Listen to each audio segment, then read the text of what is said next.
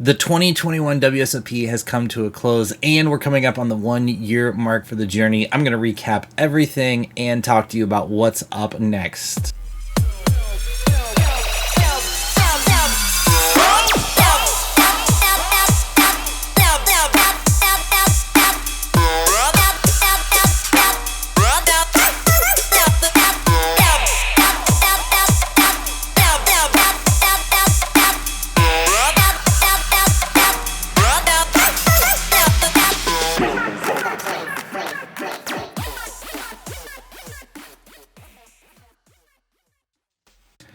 What's up, everybody? Rob Gardner here. It's been a minute, and I stream on Twitch.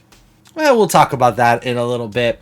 We are coming up on the 1-year mark here for the journey. It's been a wild ride, and first and foremost, I got to give the ultimate thanks out to Ryan LaPlante at LearnProPoker, Cal Cleaton over at RangeTrainerPro for all of their help, their support, their knowledge, access to the sites. This project has been a dream come true, and we have grown immensely over the course of this last year, and largely we've had a lot of success. I got a new high score for live poker, breaking a 10-year record in my career, hitting for $27,000 at a Venetian tournament this past spring. I had a new record for online poker, finishing 4th in the Mad Monday main event over at Ignition for $12,000, breaking a 11-year swing. And we've had a lot of smaller scores and accomplishments over the past year, including shipping a $100 buy-in tournament on WSOP and numerous binks, and it's just been a wonderful, wonderful time getting to learn this game at a high level. Ryan had this vision of taking somebody from low stakes to high stakes, and while we haven't completely accomplished the task at hand, we've made good progress along the way. And I feel like my game is more well-rounded, and I've probably made more growth in this last 12 months than at any point in the previous 19 years of my career. As far as the WSOP itself, it was a unique experience. I have dreamed for a long time, since the Moneymaker days, of being able to go out and have the summer camp experience, being out for an entire World Series, playing for numerous bracelets, hanging out with all of the different people that come out together, seeing people that are big in the game. And largely it was really, everything I envisioned it being. It is like a summer camp. It's a very intensely focused 7 weeks where you are just baptized in poker from every facet on and off the tables.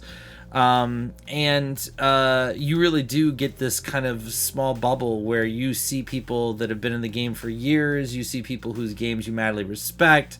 You're watching bracelets happen, like history in poker is happening right in front of your face. It's everything you would think it would be, and it was absolutely a blast, despite the fact that our results didn't pan out the way we hoped. We ended up cashing, I think, 5 tournaments the entire time we were out there. And obviously I'm not going to recap all of the bad beats or bad variants we had. It was a very rough trip in terms of holding and winning when we should win and all that stuff. But I really do think the trip worked out for me in a couple key ways. First and foremost, I learned a lot about myself during this trip. I learned a lot about how to balance poker, a World Series of Poker series with, social events and downtime and protecting myself. I took a 4-day trip home in the middle of the WSOP, and it was one of the best things I ever did, just to have a little break in the monotony. I might even take 2 trips next year and break it up even more.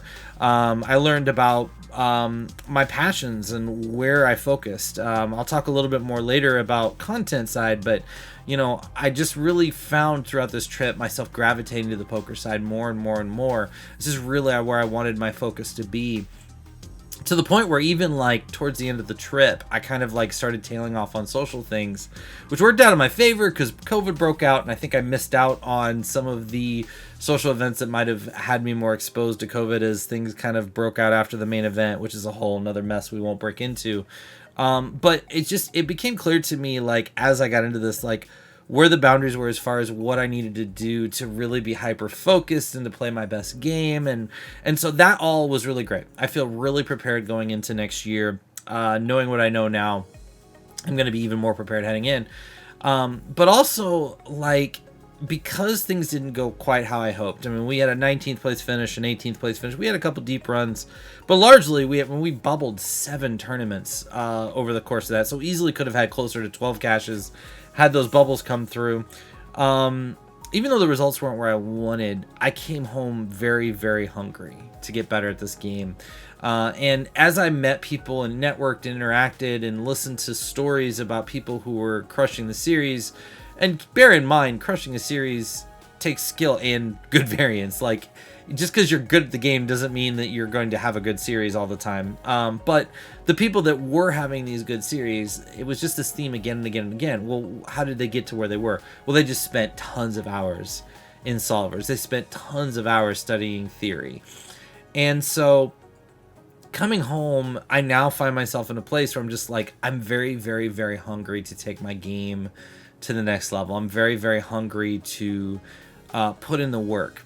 And so that kind of takes me to where I'm at now. I'm very fortunate that the next World Series of Poker is 6 months and 3 days away, right? Like, it's basically a half year away, which is just beautiful. 6 months is like a really sweet chunk of time for me in terms of like hyper focusing on a project or really going all in with a singular focus on something.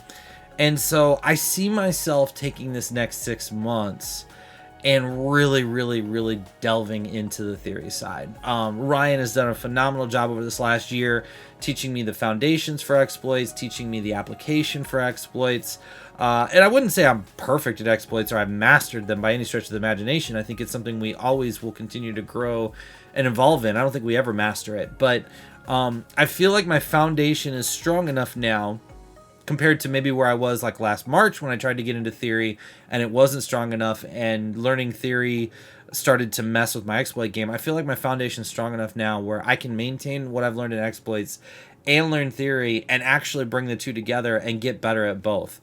One of the things that I'm really excited about in studying theory is learning what our opponent's responses are in particular situations and then looking in real life at what they actually do and seeing the deviation and using that to understand this is why I can exploit in this particular situation. So like when I check raise and knowing that opponents are supposed to defend 30 to 35% of their range to a check raise, and in reality they're defending like 10%, now I get to really start to exploit and be way more aggressive in my check raises. This is a simple example. So with that in mind, as we look at this next 6 months, we're going to continue with the journey. We're going to continue to work on my game, continue to work on the goal of bringing me to being a high stakes crusher. That goal is not ended. You'll see more of us over the next 6 months. We'll do some more hand history reviews. And I'll talk a little bit more about the content in a minute, but we will still be around. But I'm really shifting my focus from content to poker. Now, I put out a tweet a couple weeks ago just talking about where I was at, and I made a side comment in the tweet that my content days were largely over, and I've had a lot of people ask me questions about that, and I could have worded it better. So let me just address that really quick. Over the course of this trip, anytime content and poker collided and I had to choose one, I got really, really annoyed. And I found myself strongly gravitating towards poker. Now, I know that there are people out there that can be great at poker and great at content, and that's fine. I'm not saying they can't. But for me personally, I don't see myself looking back at the end of my life and going, man, I just really wish I knew what my ceiling was as a YouTube video creator, as a Twitch streamer. I wish I just could have seen how big of a community. I'm never going to have those kind of regrets. But if I get to the end of my life and I look back and I say, I wish I knew what my ceiling would have been in poker, that would gut me. And so as this trip evolved and there were times to do content and I just wanted to focus on poker, it became very obvious to me that I'm at a place in my life where I really need to put myself all in on poker and make that the focus. And I started thinking back over the last 5 years, and it's like all the time I put into content. Now, I mean, obviously content got me this opportunity, and you know, we can get really weird with all that, but just thinking about how much time I spent on things in content that didn't really matter at the end of the day, and if I'd put that time into poker, where would I be right now? And that's a scary thought.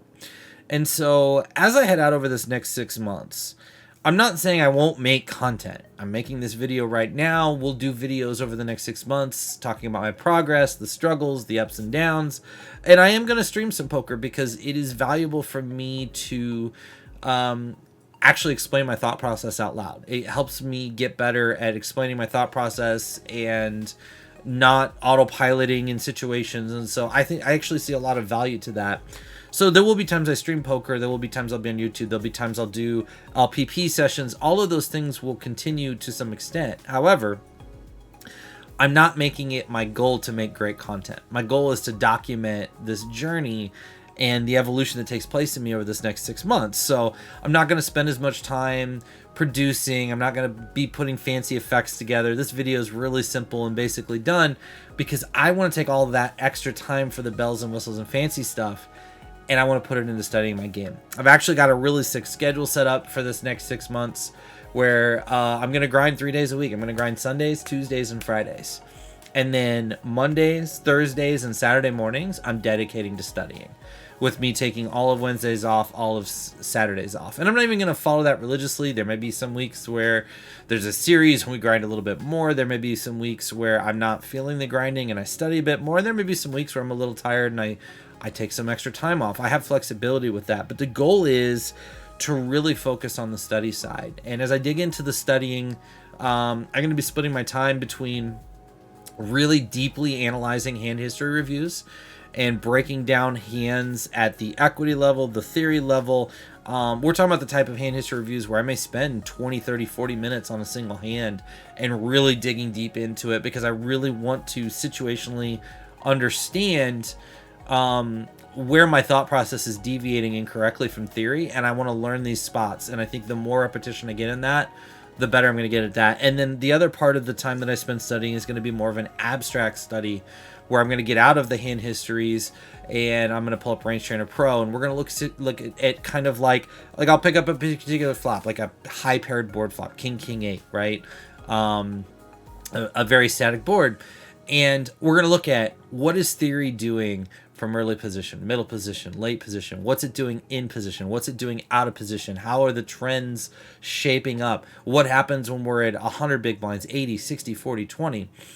And I'm just going to completely break apart, like from an abstract view, a situation out of game. And we're going to kind of go through 40, 50, 60 scenarios, hopefully over this next 6 months, and learn the game both abstract and situationally. And I feel like if I can do that and really put the time in that, I'm going to be a well-rounded player come WSOP 2022. Doesn't mean I'm going to master the game. Doesn't mean I'm going to have reached my ceiling, but I'm going to be way more prepared coming into next series. And especially for later game as we start to face better players for the main event. Like, we play the main event every year. It's an amazing tournament. But you guys have seen like the level of play that's required on days 4, 5, 6, 7. We want to be ready for that. And again, the theme that I just hear over and over again from these players that are having incredible success and breakthrough years is the extensive amount of time they've put in doing the work in these areas. And so I want to see. I don't know where my ceiling is. Maybe we find out that I have a ceiling that just isn't capable of getting to that elite level. That's fine. Maybe we do have a capability to get to that elite level. That's awesome too. But the main thing is we need to know, and I'm never going to know if I'm putting 20, 30, 40 hours a week into giveaway games and bomb pots and 8-bit races. And those things are a lot of fun and they served a good purpose and they had a good time. But they're holding me back from finding out where I can be. And that is my primary goal, my primary passion coming back from this. So I hope you guys will continue to follow what's happening over this next 6 months. Keep an eye out. You might see me on Twitch from time to time, both study sessions and grinds. But mainly, I'm just going to make this next 6 months about whatever I have to do to get as good at the game as I can get by May 29th, 2022. And so if I disappear at times or, you know, I'm not as active on Twitter, it's not because I'm annoyed with people or I'm away from you guys or I've given up or any of that.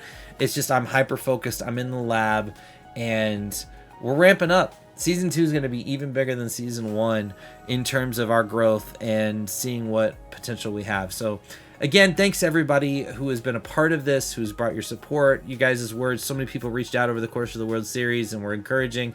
I want you guys to know that that genuinely means a lot. It's a lot of value to hear those kind words, especially when you're going through a downswing and things aren't going the way you want. They mean a lot, and they helped a lot.